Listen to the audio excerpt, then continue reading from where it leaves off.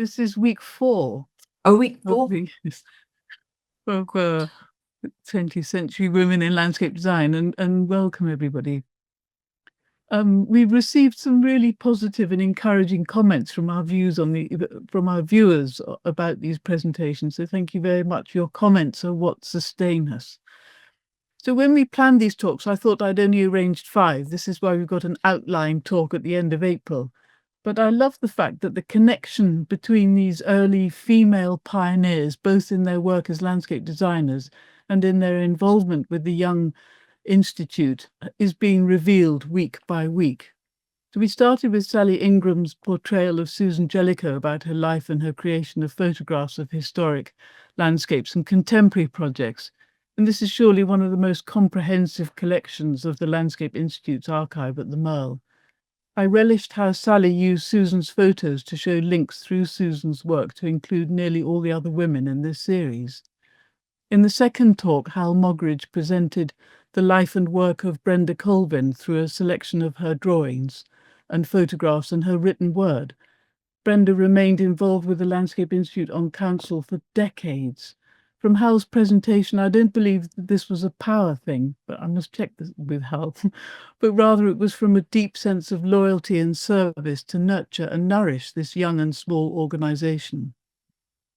Last week's presentation was about Sheila Haywood, a less well-remembered architect and landscape architect given by Paula Laycock, who spent the last 10 years digging through archives and interviewing people, researching and progressively publishing her findings about Churchill College landscape, Sheila Haywood and other landscape architects, and more of her life and work.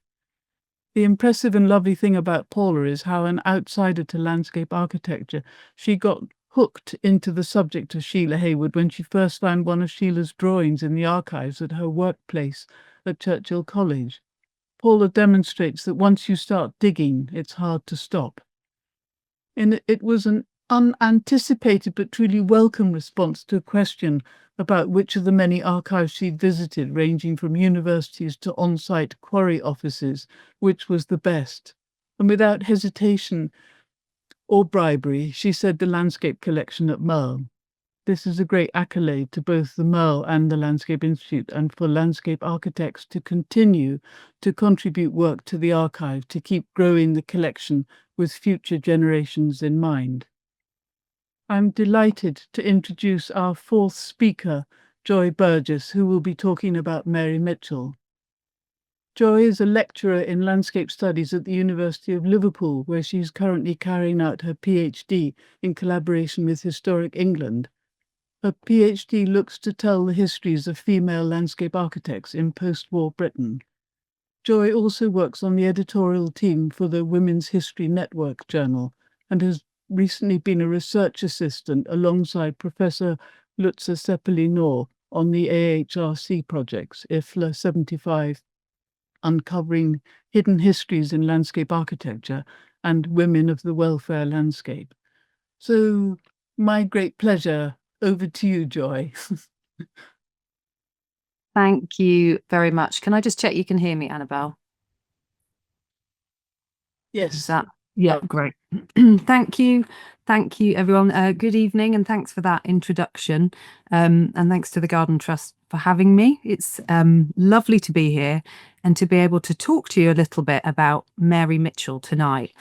It's especially nice to have Mary alongside the other women in this series that Annabelle's just mentioned, as I think she not only knew and worked in some capacity with some, if not all, of the women in the series, which is a very nice connection, but also she was around 20 years their junior, or most of them their junior. So I think we can almost think of her as one of the next generation of landscape architects that benefited and came as a result of the early work of individuals such as Susan Jellicoe, Marjory Allen and Brenda Colvin, and all that they did to prepare the way and establish the profession of landscape architecture for women like Mary.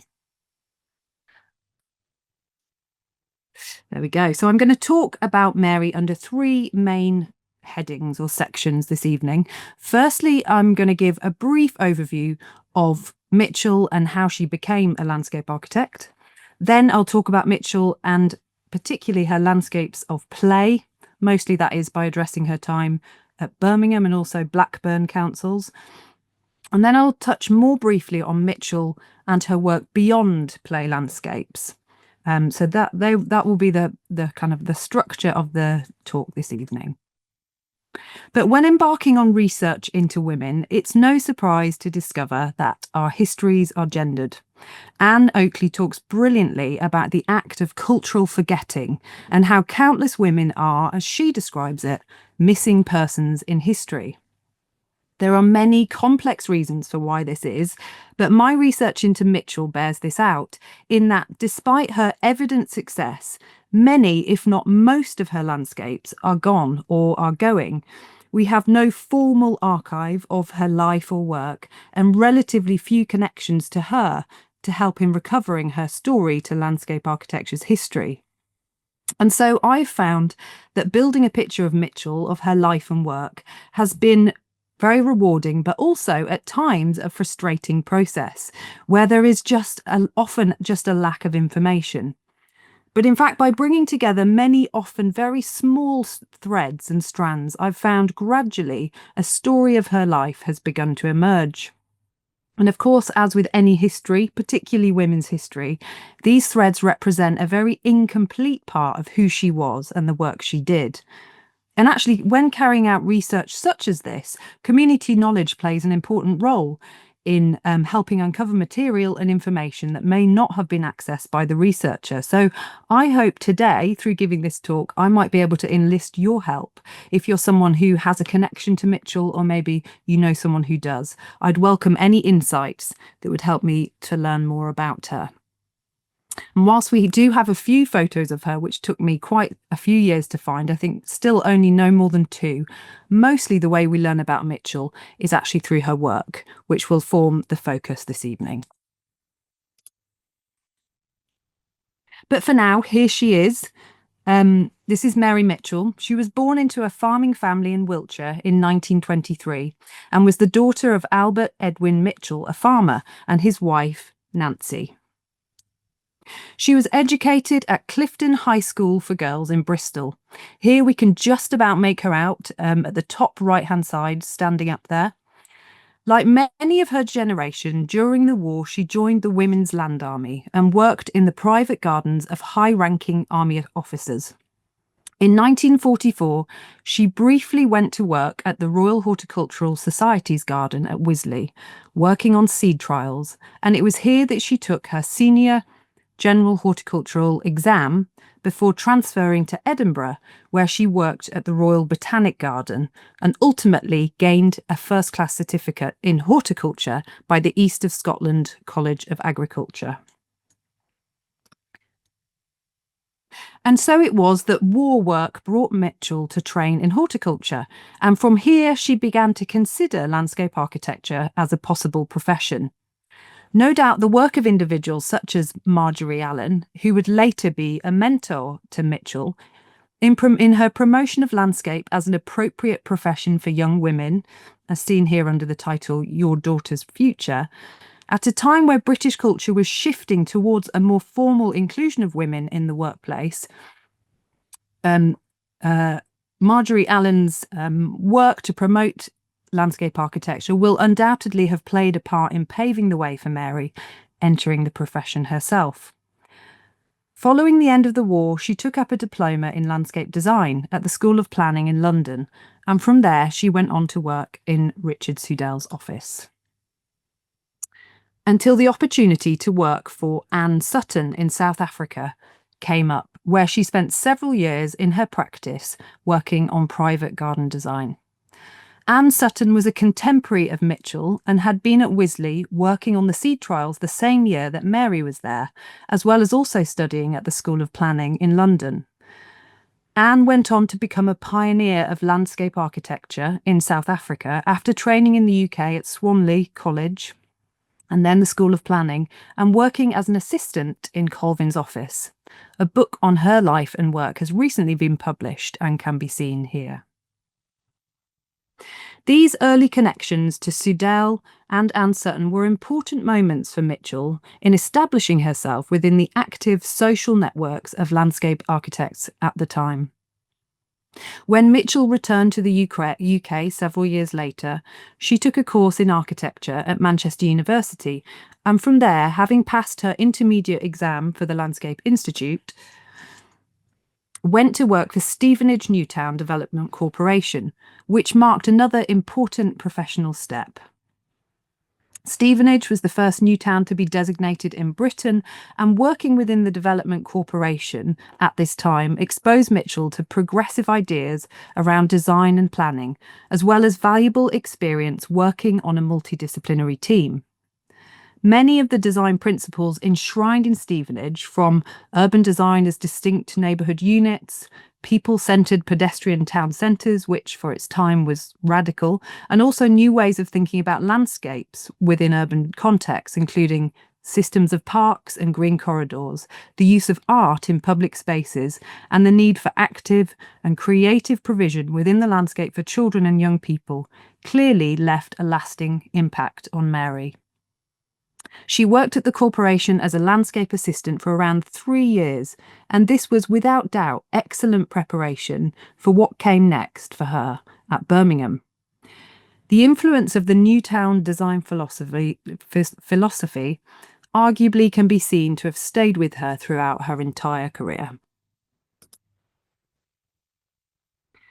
Mitchell finally gained her accreditation as a landscape architect in 1955. In 1958, she went to work in Birmingham City Architects Department for 6 years, where she set up the first landscape department. It was Sheppard Fidler, the then city architect, who was responsible for bringing a landscape architect into the department, something that at the time would not have been especially common within local authorities. He says here, "I had a hell of a time explaining to the committee why I required such an unusual being, that what we wanted was a landscape designer and not a Parks Department person." Mitchell was now working within a context unlike the New Town's teams, where the profession of landscape architecture was not necessarily understood across the wider team. But Sheppard Fidler and Mitchell became strong allies for one another throughout their time at Birmingham. They appeared to have worked extremely well together and had much in common in terms of their design values, perhaps in part due to both having come from working on New Town's projects. But Birmingham was, without question, not an easy workplace for either of them. They arrived at a time in Birmingham when Herbert Manzoni, the city's engineer and rather a controversial figure, saw the solution to the growing housing crisis in Birmingham largely as a numbers game. The council garnered a name for itself as having built the most houses of any authority between the wars, and yet it was still facing a dramatic shortage that was growing with each passing year. By the 1960s, it was projected that Birmingham would have a housing shortfall of 30,000 within 20 years, and so Manzoni set about devising a strategy to address this problem with contractor-designed tower blocks spread across the city and beyond. This put enormous pressure on Sheppard Fidler, who had a deeply held belief in a more design-led approach to housing. But despite the constant pressure for rapid building results, Sheppard Fidler did not sacrifice the landscape work, recognising the contribution it made to creating good placemaking.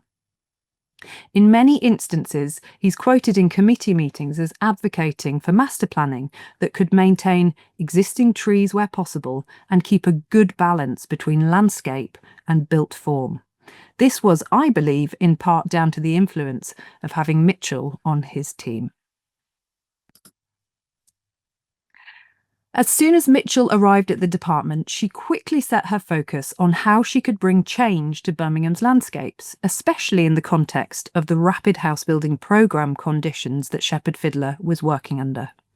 Play became an early focus, along with the desire to bring playable sculpture into the landscape. Here we see Mitchell in a local paper. The article reads, "Are you one of those people who think of children as destructive little beings, spoiling everything of beauty that comes within their sight? If you are, I would like you to meet 35-year-old Miss Mary Mitchell. the first landscape architect appointed by Birmingham Corporation, who works in the City Architects Department. Though she has not been here very long, she has already some ambitious schemes in mind for making children's playing areas more attractive. Her idea is that as well as being equipped with the usual swings, roundabout and chutes, these playing areas should have facilities for a far greater number of childish activities. Wood materials, hammers and nails should, she thinks, be distributed to children who frequent the areas so that they can build wigwams or little houses in which to play. Even a children's theatre could be provided. The article goes on to discuss how Mitchell was influenced by European playgrounds, as well as setting out her plan to begin introducing sculpture into playable landscapes too. So we see that right from the start, Mitchell arrives with a sense of momentum, and her commitment to play in landscapes is evidently a priority. Mitchell quickly formed a collaborative relationship with John Bridgeman, seen here on the far left in a slightly unusual and amusing image. He was a local sculptor and educator, and together they set about an experiment of creating sculptures in Birmingham's landscapes. Speaking together at a conference in 1960, Mitchell says, "As regards play equipment, I've been particularly keen to get away from the traditional type and bare tarmac areas surrounded by a high fence, which one sees only too often. Being interested in play sculpture, I set up a team soon after joining the City Architects Department. The team consists of a sculptor, John Bridgeman, the City of Birmingham Direct Labour Building Department, and myself. We submitted small-scale models of play sculpture to the House Building Committee, and they then commissioned a sculptor, John Bridgeman, to design and construct the first 6 pieces of play sculpture to be put up in Birmingham." Their collaboration was shown in a local newspaper in 1960, demonstrating some prototypes of steel frame sculptures that they were working on at that time. You can also see a sketch here from one of Bridgeman's sketchbooks that shows some of the shapes and ideas produced in his sculptures. This sculptural project is also the focus of an article in the Architect and Building News in 1960. It shows sculptures across 5 estates, and they're given credit for their progressive approach to play in landscape in Britain at that time. Here is what became known as Billy the Bird at Millpool Hill Estate, and it was one of the most successful of the sculptures, and clearly, as you can see, very, very beautiful. Here is another one of his sculptures from Kent's Moat Estate, which has been described as, sited on a forecourt between tall blocks of flats, Billy is a small bird sculpture. In smooth concrete, the fledgling is raised on a concrete stalk and eagerly awaits his meal, beak open, while the children somersault over his wings and tail. Inclined wings of concrete extend from a shaped circular centre set on a rough cast concrete pedestal. The central hole can be climbed through, the wings perched on, slid down or hung from. The structure as a whole was built up on a metal armature and finished with a metallic paint. It serves not only as an entrance feature to the playground, but also as an important part of the landscaping as a whole. Public art, including sculpture, was seen by Mitchell as an integral part of creating attractive, culturally enriched environments, and reflected a modernist ethos where art was brought into the everyday for the ordinary citizen. Mitchell, with the support of Sheppard Fidler, was able, through her work with Bridgeman, to quickly bring play, together with the beautiful aesthetic appeal of these sculptures, into complex social spaces in a way that would help transform the landscape and help build community identity. Bridgeman explains his thoughts on these sculptures here. These play sculptures differ from what we would term pure sculpture in that we have to apply different criteria. We have to provide something which the kids can clamber over and which will wear, and this influences the detail and the material. A sculpture designed to fit high on the wall of a building can have very refined detail, but a play sculpture gets as much wear in 1 year as a sculpture on a wall gets in 100. Once this series of sculptures was completed, it was seen as a great success for Mary Mitchell and the City Architects Department, helping to establish her and the role of landscape as a valuable asset within the council. Mitchell's interest in art extended further than just sculpture. As you can see here, she also experimented with murals within the housing landscape. This mural was painted onto the back of a row of garages on an estate in Birmingham. The design was in pink, blue and yellow and was designed by Miss Hazel Packwood, someone who I would love to find, who is described by the article as an assistant in the Landscape Architects Department. Miss Packwood said it was based on the flowing movement of 3 cats at play.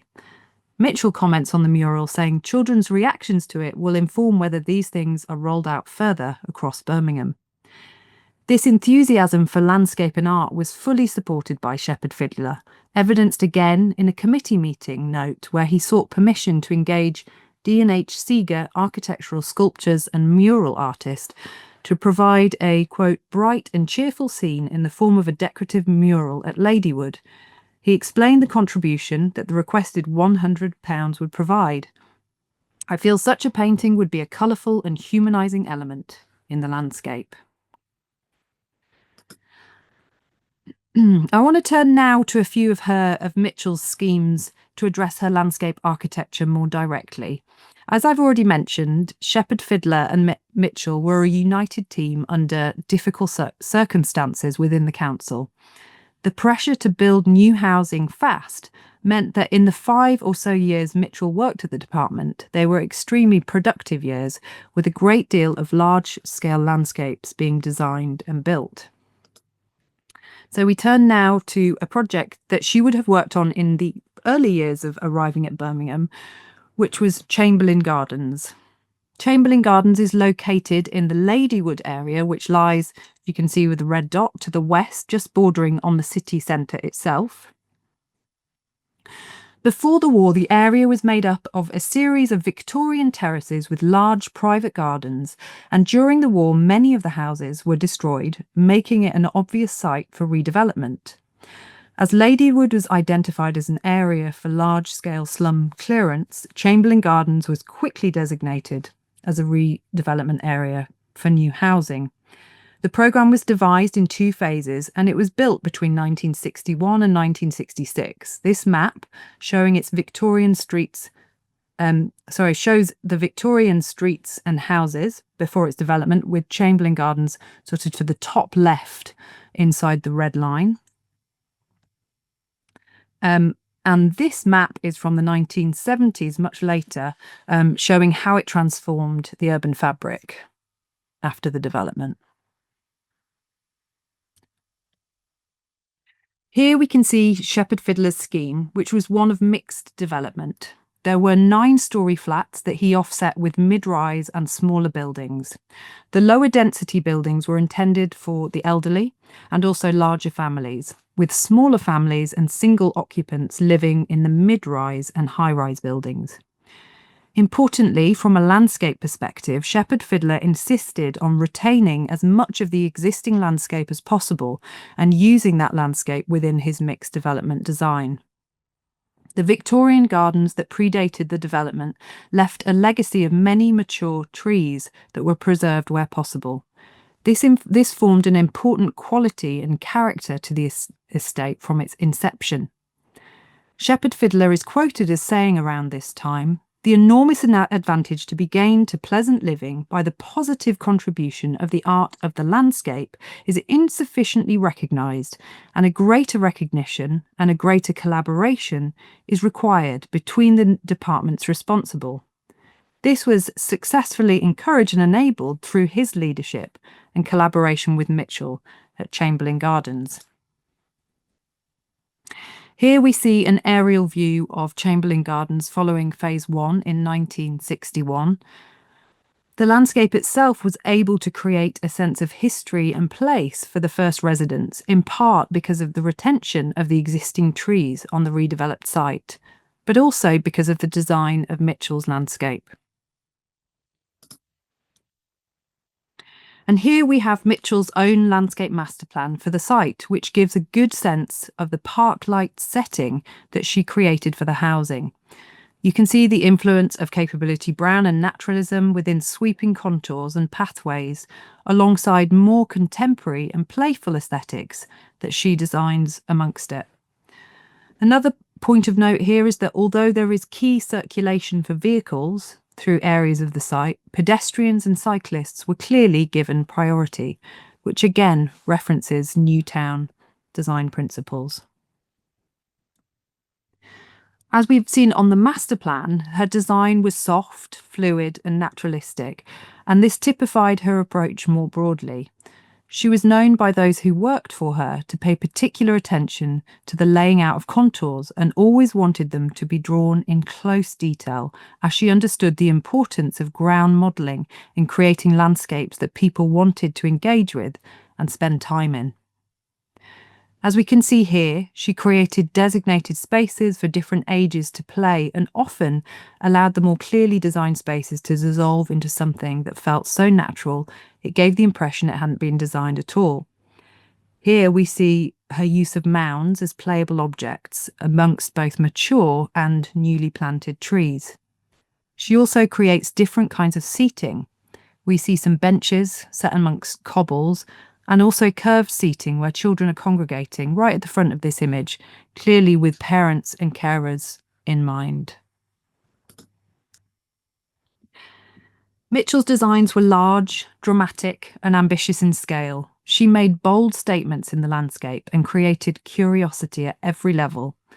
Unlike many playgrounds that had gone before, her mounds formed an important starting place for play. She would use play equipment, such as monkey bars that you can see here, and set them into the mounds, as well as the reuse of trees that had not been able to be retained on site.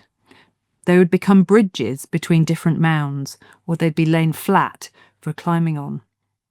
She always made a point of keeping elements such as trees on site for reuse wherever possible. One commentator says, what is common to all her playgrounds is the fact that she works with earth forms, shapes placed around the landscape so that it becomes transformed to achieve the play environment she's seeking. In Chamberlain Gardens, the presence of some fine trees made the conditions unusually good. Trees that had to be sacrificed for the housing development survive in one form or another as part of the playground. We see here that this was a time before safer surfacing. The mounds were made of concrete and finished at the base with cobbles. She has always found creative ways of using materials to facilitate play. See the way she sets cobbles into the mounds that act as steps to climb to the top. What's also evident is the way she's considered the scale of her mounds against the low-rise buildings that surround the space, creating complementary scales. This scheme was used extensively in Lady Allen's Design for Play pamphlet and became an example of what was possible in an age of rapid high-rise housing development. Design for Play was published following the influential report called 2 to 5 in High Flats that drew attention to the lack of play provision for young children in flats. As a follow-up to the report, Lady Allen was asked to develop a series of pamphlets, including the now well-known Design for Play in 1964 and the following new playgrounds. These pamphlets relied heavily on Mitchell's housing landscape portfolio in Birmingham. It states that the City of Birmingham housing policy is to provide a toddler's playground with every block of flats of 4 stories or more. Although there are no established playground standards in Birmingham for children within the 5 to 12-year age group, provision is made and their number and size is governed by the accessibility to nearby park or open spaces and to the availability of land. When speaking of these landscapes, the pamphlet said, "They should be simple and bold with an element of danger, and it should not be forgotten that they are competing with the adventurous and dangerous games played on the roads, the railways and the canals. Climbing, swinging, balancing, roller skating and street games are all enjoyed, but children also seek opportunities to develop their own games of fantasy. Marjory Allen became a long-term mentor, collaborator and supporter of Mitchell. It's possible that they first met through Mitchell's early time at Richard Sudell's office, although I have no evidence for that. But however they met, their collaboration on designing for play was clear. With Mitchell's practical experience at Birmingham of getting large-scale, playable landscapes designed and built within housing contexts, and Allen's early designs, her work on policy, as well as her own junkyard adventure playgrounds, they influence one another greatly. Mitchell's work, I would argue, informed and shaped some of Allen's changing ideas around play from its early days of the junkyard playgrounds, and the influence of Allen in Mitchell's work can be seen.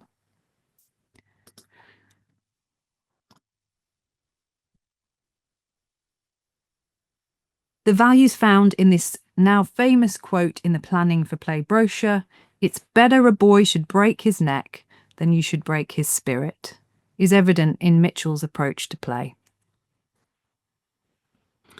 Another element of the adventure play movement that Mitchell promoted was the use of a play leader.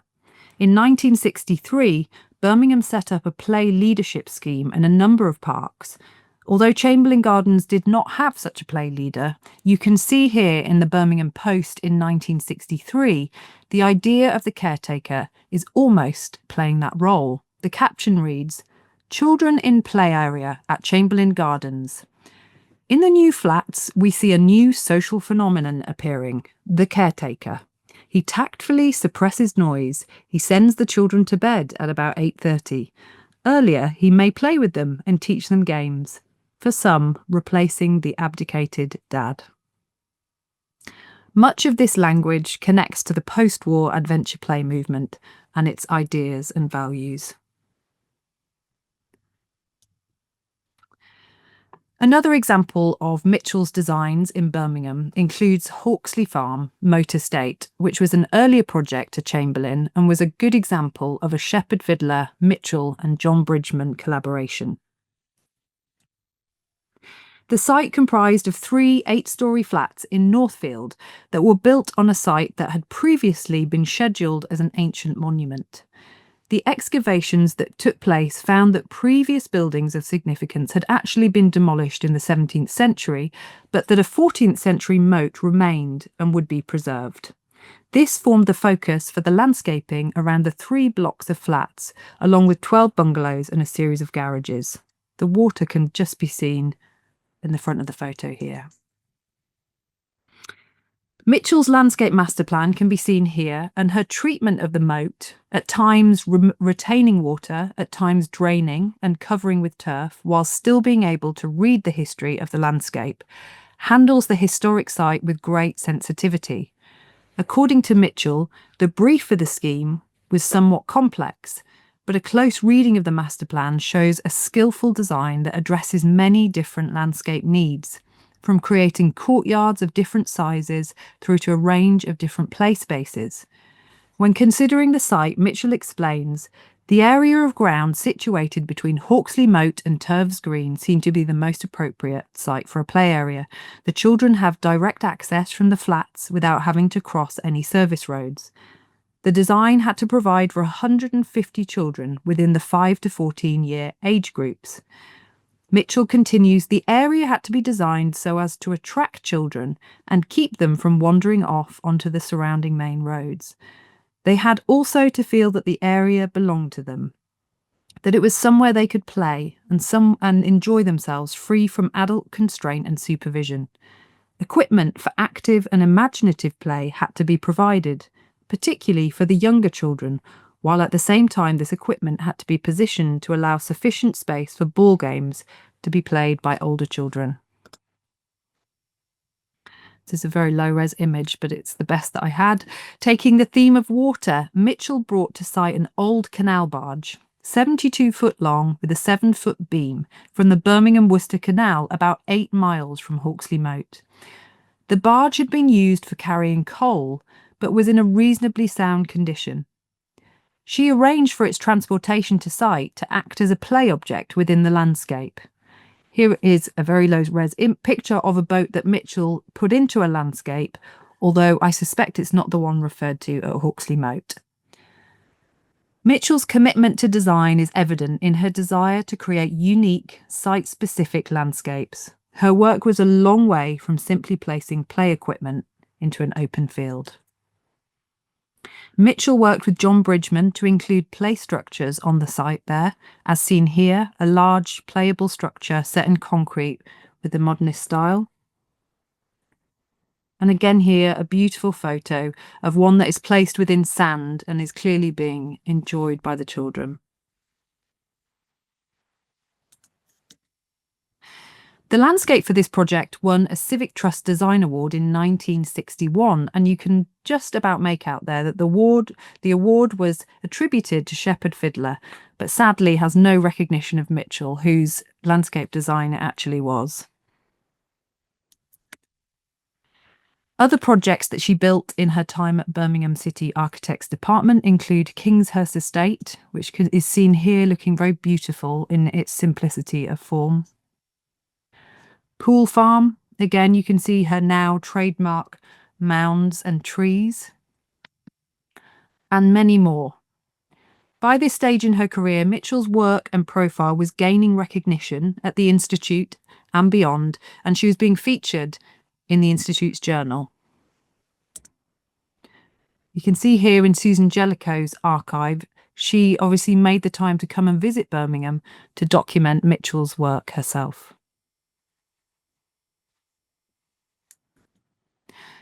Birmingham also had its own adventure playgrounds, Sparkbrook being one. This letter from the organisers to Lady Allen shows that Mitchell's help had been enlisted in this project. Quote, "We have acquired a site from the Education Department which Miss Mitchell has seen and considers suitable."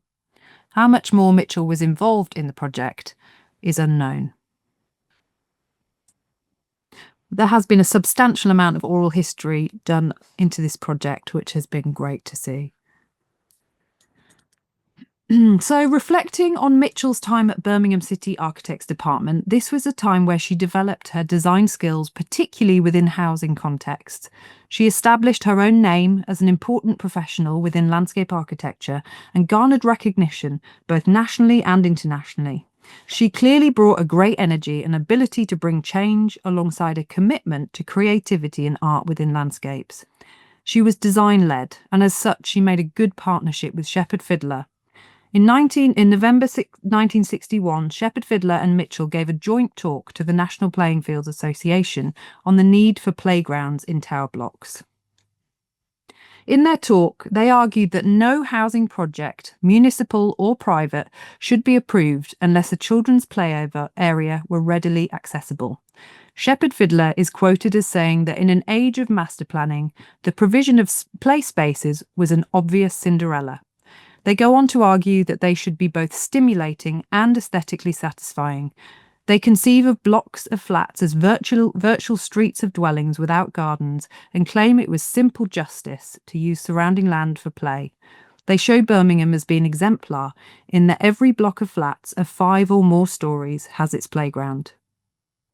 I think it's significant that the year Sheppard Fidler left Birmingham under difficult conditions, Mitchell also resigned her post. After Mitchell's time at the council, she went on to follow in the footsteps of individuals like Colvin and Crowe by setting up her own practice, which was very successful. She had offices in Birmingham, Blackburn, and beyond. Here's a picture of 2 of her employees in her home studio in Birmingham. After leaving Birmingham, she continued to get large-scale work, often with a focus on play, but not exclusively so. Camp Hill Play Park in Nuneaton was another large project that gained significant recognition for its success, including publication in international playbooks. Camp Hill is a suburb of the town of Nuneaton in Warwickshire, and where there was once a large historic private estate, it was later developed for housing. The Estates Committee of the Borough of Nuneaton commissioned Mitchell to carry out a comprehensive layout for the open space around Stubbs Pool. to include the development of the pool and its immediate surroundings in the form of playgrounds of various types, with facilities for boating, fishing and recreation. The surrounding development consisted of mainly detached and terraced houses and had in general a country-like atmosphere given its relative recent history. Here we can see her master plan with her characteristic soft curving lines and play set within the wider landscape. There's a sense of landscape character not unlike green fields with beautiful groups of trees, along with the large, bright water area for fishing and paddling, which is numbered 3. And here is an image of the site near the water, edged with existing trees, paving and seating. In the background, we can make out 2 enormous architectural play mounds that were made up of excavation material from the area and bring a different kind of drama to the naturalistic curves of the water and paths. Seen here from more of a distance, we can make out the mounds had slides on them. And an aerial ropeway was provided from one mound to the other. A large sandpit was also included next to a paddling pool, with her characteristic inclusion of playable sculpture. But I turn now to perhaps one of her most significant areas of work for Mitchell after her time in Birmingham, and that was for Blackburn Council. The extent of Mitchell's work in Blackburn can't be understated.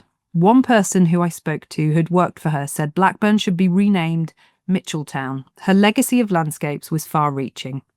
She had an office there for many years, seen here, although she herself was still largely based in the Birmingham office. Mary was brought on as a landscape consultant for Blackburn at the beginning of the 1960s, at a time when a large-scale town-wide regeneration plan had received approval. In total, 150 acres of the town was assigned for redevelopment. Clearance for the phased work began in 1961 and took around 20 years to complete. Blackburn's large ambitions for slum clearance projects that made way for tower blocks were now a familiar kind of project for Mitchell. She was enlisted first for the development of the Lark Hill Flats that was built on former terraced housing. We can see her designs here and begin to recognise a familiar kind of landscape, although in some ways the scheme which sits amongst the high-rise flats is harder in terms of materiality than what we've become used to seeing in her Birmingham design. The tarmac as the primary material between play equipment and mounds, I think, creating that sense of hard materiality. The year that this project was completed, Mitchell was brought in to work on a large project of 3 sites that would be built between 65 and 69. The sites were clustered around Queen's Park in Blackburn, seen here before the developments, where the large public park that had been designed in the 1800s would now be the backdrop for a series of high, mid and low-rise housing developments. Mitchell worked with the then borough architect and now town planning officer for Blackburn, Derek Crabtree, who was responsible for the initial master planning of Blackburn along with the subsequent phased work. The first of the 3 sites was Queen's Park Flats.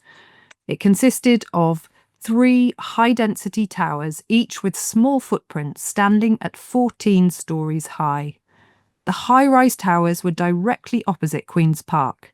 Mitchell's landscaping acted as an extension to the park, with fully public greens and play areas. Next came the Shadsworth estate, which included deck-accessed flats in an L-shaped form that created courtyard-like spaces used by residents and others. It's on the Shadsworth estate that the main playground for both of these developments was located. The playground sat between Queen's Park tower blocks and Shadsworth estate, and its size meant it would accommodate children from both estates. It's here that we see a level of confidence in Mitchell's design that results in one of her most well-known landscapes. The scale and ambition of her work here is impressive.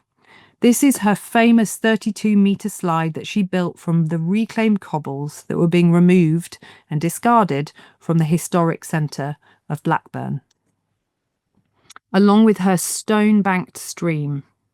The topography of the site meant that Queen's Park Flats sat on the hill, gaining elevation above the lakes in Queen's Park itself.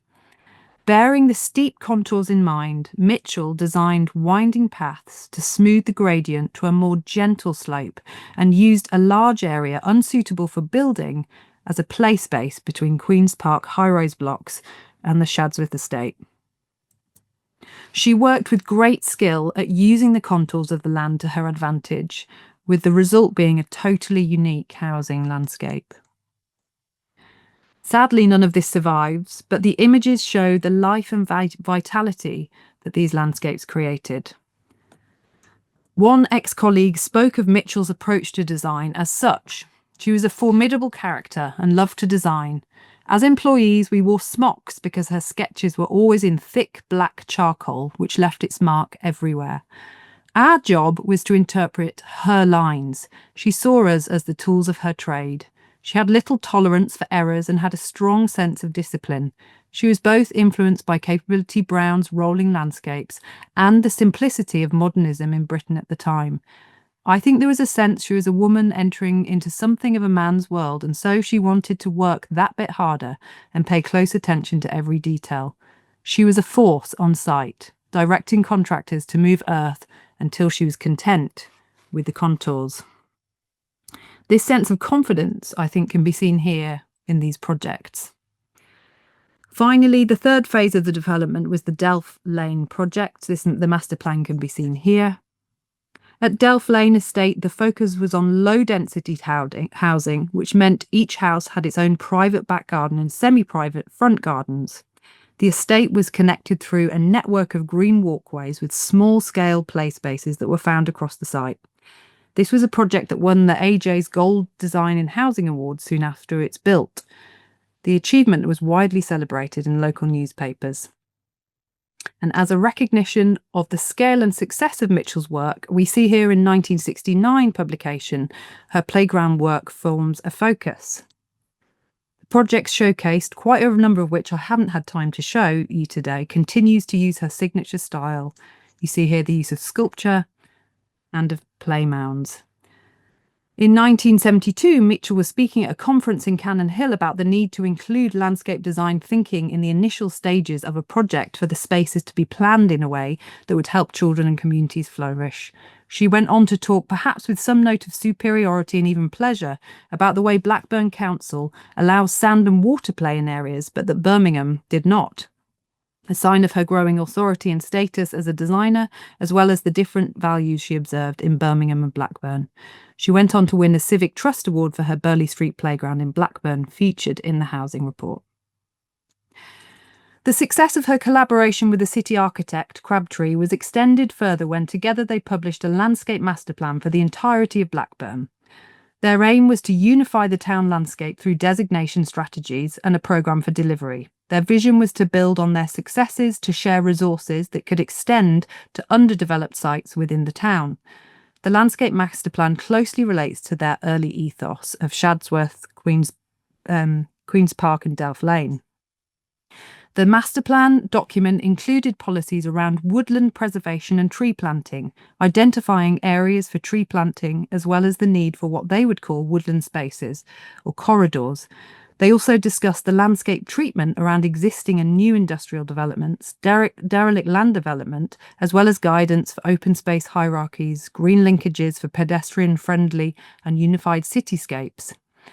When the master plan was produced at the beginning of the 70s, the shift towards private-led housing developments had already begun, and in reality, much of the plan did not get fully implemented. And yet, as a document, it tells us much about Mitchell, her values and drivers, as a landscape architect at that time. Now, with good reason, I've spent a lot of my time today talking about Mitchell in the context of her playable landscapes, which is what she's best known for.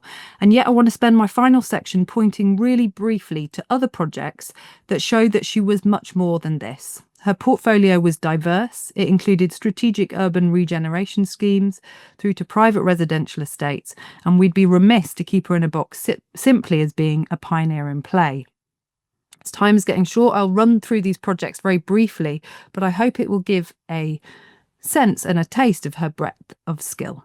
Alongside her work at Blackburn, Mitchell continued to work for Birmingham Council as a consultant, including carrying out work on a range of public realm projects, including this one here, at the cathedral for the Civic Society. Her suggestion to remove some trees caused something of an uproar with the provost of the cathedral and made its way into the local press. But her scheme was still delivered and was a simple, restrained project using granite sets and York paving within the historic setting of this part of Birmingham. Here we have Mitchell's only listed site. This is her design for the landscape for the halls of residents of the Vale in Edgbaston. She worked with Hugh Casson on this, and I know Hal Moggridge has talked about the enduring qualities of the site. His photos are included here with his permission. Actually, information on her work on this project is quite hard to come by.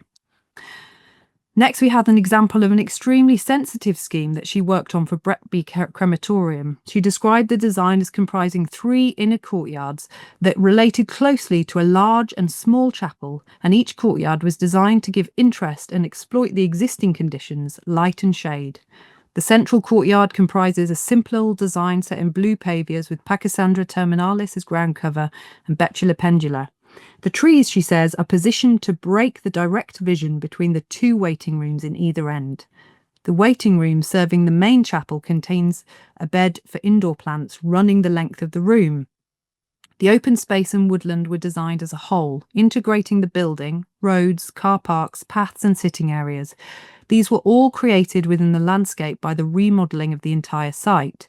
The open frontage was designed so that one approaches the crematorium through simple, bold, sculptured land formations.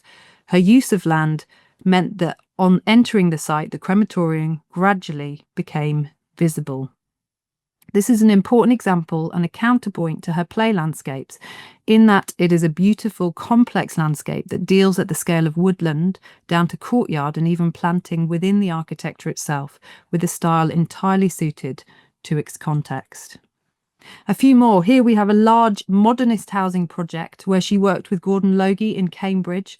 Her work included deck-level landscapes of play, seating and more, as well as setting the housing within a broader context. Here, a housing master plan for an RAF married quarters site. The drawing itself is beautiful in all of its detail.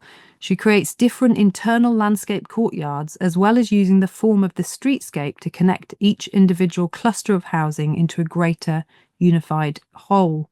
The design uses soft lines for winding paths, all lined with trees, as well as a comprehensive hierarchy of different spaces, from private gardens to incidental landscape spaces, through to a large open space playing field. The bare bones of her design remain in place, her legacy here being that of a very green housing setting with different kinds of spaces for every stage of the life cycle. This was a project where Mary was brought into a struggling town, Wirksworth, to carry out a landscape assessment and provide a framework for its revitalisation. One of her enduring recommendations was the extension of the local conservation area, the boundaries of which had been fairly tightly drawn around the central historic core. She argued, however, for the importance of the hills on the 3 sides of the town, which led the project team to seek support for a radical extension of the area, which was successfully achieved. She worked with the Civic Trust at Wirksworth on this, and later the project won a Europa Nostra award. And here, one final project to show you, which is one of civic design. In a way, I feel it returns us to her Stevenage days. This is Grimsby Civic Centre, which Mitchell designed in 1973. Characteristically, she collaborated with a sculptor. This time it was the Welsh artist Mr. Richard Hughes, then a lecturer at the Liverpool School of Architecture and well known for his famous watermobile in the Festival of Britain.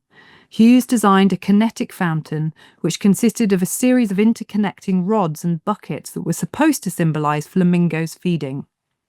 The fountain formed the centrepiece of a sunken amphitheatre that was Mitchell's New Town Square. Architectural critic Ian Nairn described the centre in the Sunday Times as the best New Town Square in Britain.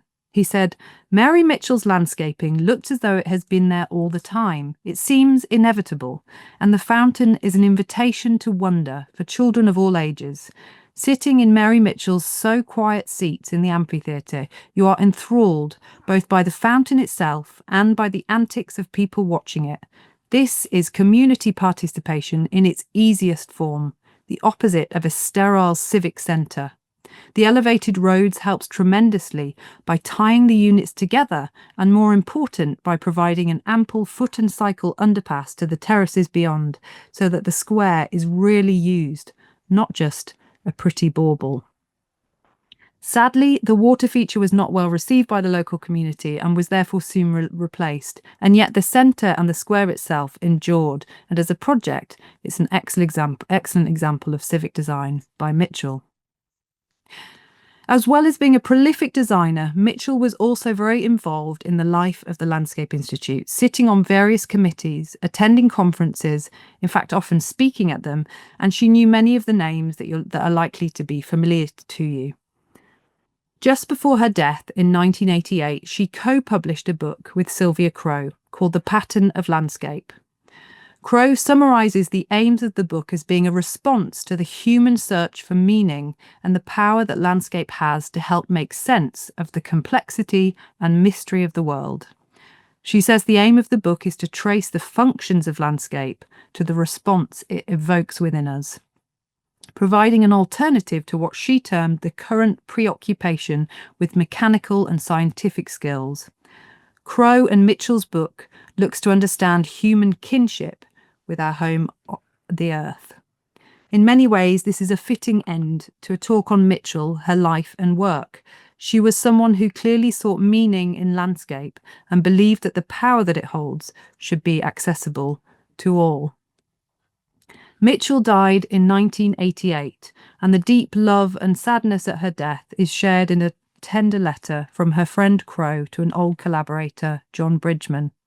So I close by reflecting on her life and work, here with a final image in her own private garden, which she loved and was very proud of. We can see that her love for sculpture endured with, as just in sight, there stands amongst a beautifully designed planting, an unknown figure, her very own John Bridgeman sculpture.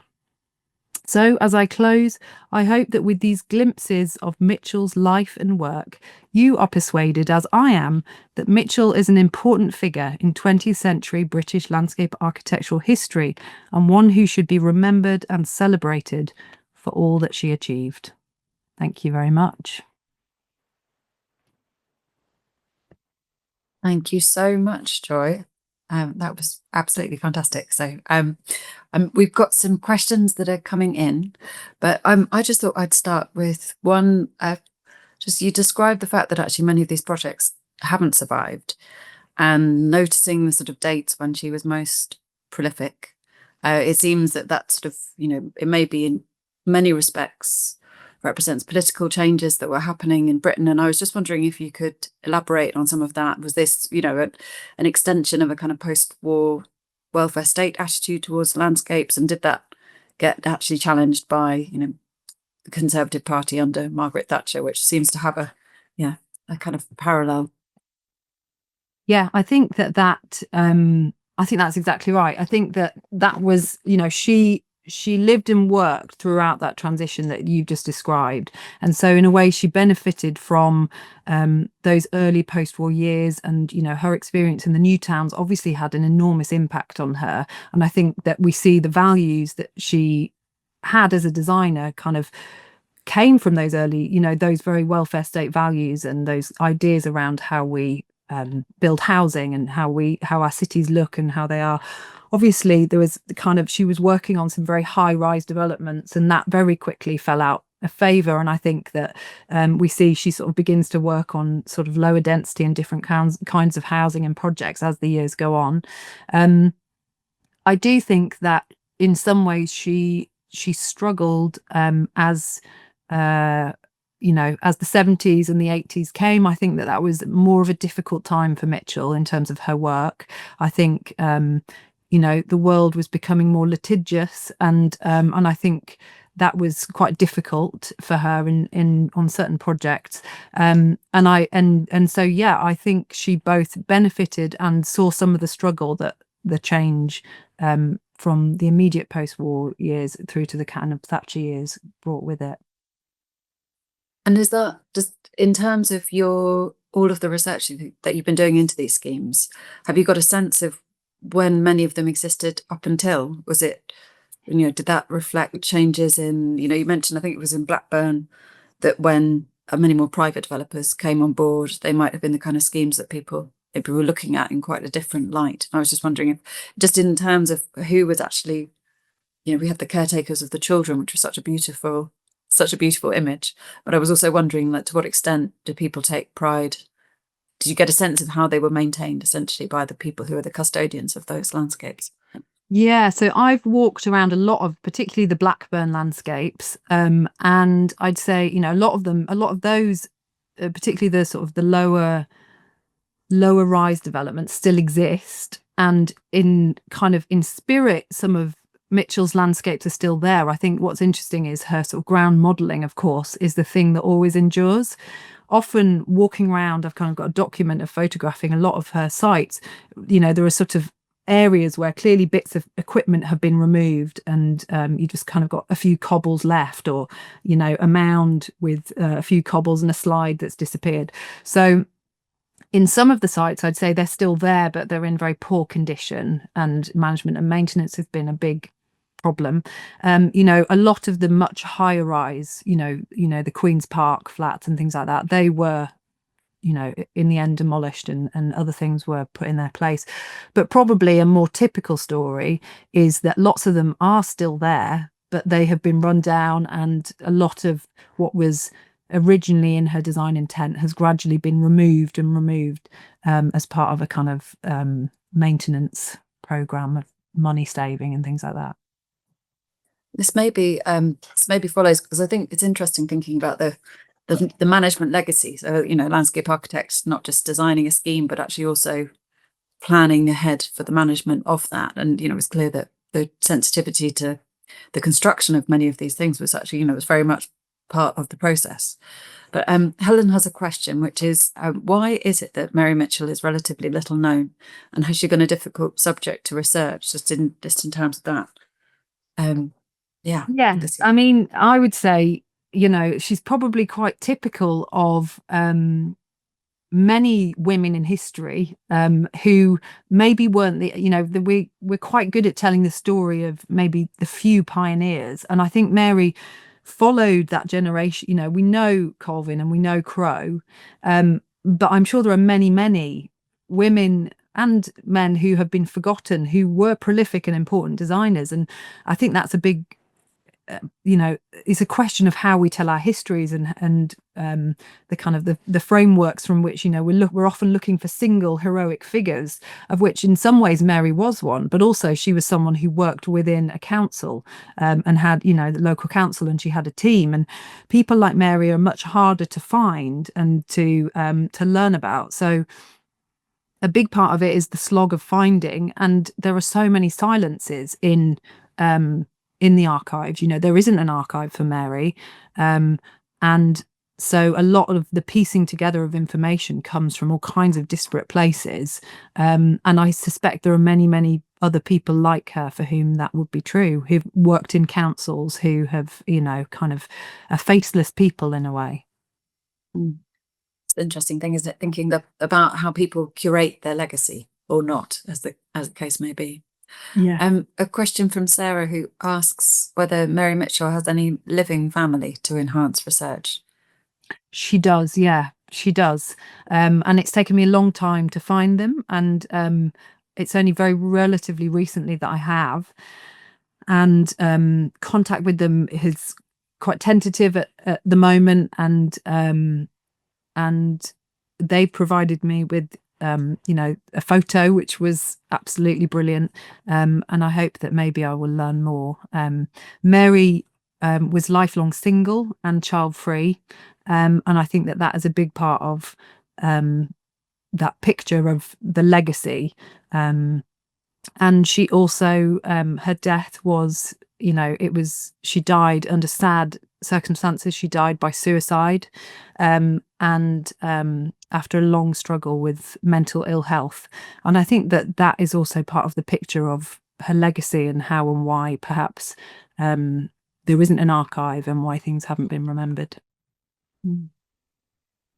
Yeah, I was thinking about the sort of, what it means, what inclusion means now in the profession, actually, and probably quite a different world to the one in which she was practicing in. Yeah. We've just got a couple more questions. One from Barbara, who asks, where do you think that her skill in designing sculptural landforms came from? Do you think that was, That's a good question.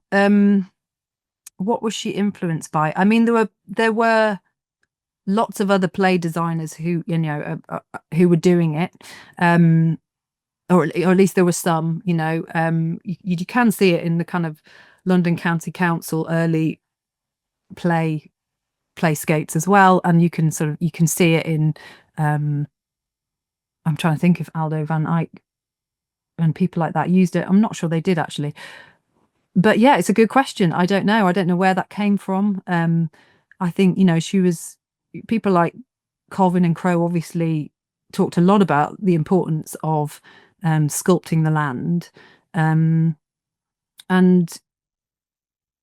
But yeah, I suspect it was from lots of different influences and places, but it certainly became something of a trademark for her that she used quite consistently across a lot of her landscapes. Into getting bigger and bolder. Yeah. We've got some really interesting points and questions coming in, so I'm just going to keep on going through. A kind of a question and then an observation from Maria said, did you come across Ken Thackeray, who I believe was her clerk of works in Blackburn? He went on to work at Warrington New Town, and at least a couple of the people watching tonight worked with him, so that could be quite an interesting lead. So yeah. That name vaguely rings a bell, but I'm not sure actually. I will look into that. I'm sort of tempted to ask you to put my email on the chat, or for me to put my email on the chat, and anyone who has connections there could perhaps. I'm sure that through whatever vehicle we can definitely organise that. Yeah. And then we've got a question from Karen, who says, fantastic research, Joy, thank you. I've got a few questions. Number one, does a gazetteer of Mary Mitchell's work exist? No. Second, do any technical contour drawings by her exist? I'm glad someone else asked that, because that was one of my questions. Actually, her drawings, because of the lack of an archive, her drawings are quite hard to come by. So no, not like few and far between. There are a few, but that's one of the frustrations that I think, had we, she had 2 offices, and I'm sure there were lots of rolls of tracing paper in there and files and things that just got lost after her death. So there are a few, but very, very few. Third question. What have you discovered of her work in London? Very little. She did Markfield Play, I think it was called Markfield Play Area, which was in London, and there's some great photos which I wanted to include, but I thought I'm going to be so out of time, by let me see. So her name has escaped me. Armstrong Bell. Diana Armstrong Bell. Yes. Diana, thank you. Was really helpful in sharing. She's got some old photographs. These amazing project there. So I know about that one, but I don't know about much else in London actually. And I'm not sure that she did much. I think she worked mostly, in the Midlands and in the North. And then the last question. So how long was Mary Mitchell's working relationship with John Bridgeman? And do you know if he is related to the historic landscape designer Charles Bridgeman? I don't know if he is.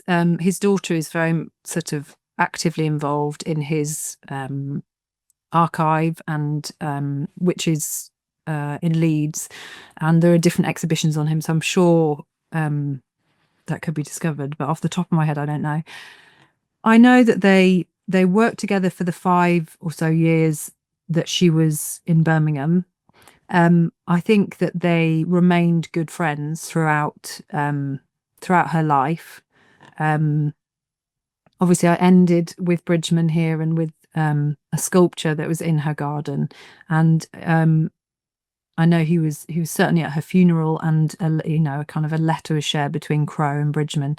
So they were friends, but in terms of their working relationship, any other sculptures that I've found in, for example, Blackburn play landscapes and things were not by him, as far as I can tell. She used other sculptors. So I'm not aware of the kind of working relationship continuing beyond her time at Birmingham, but I know the friendship did. Fascinating. So we've got lots of thanks and praise in the chat. I'm just going to check through if we've got any more.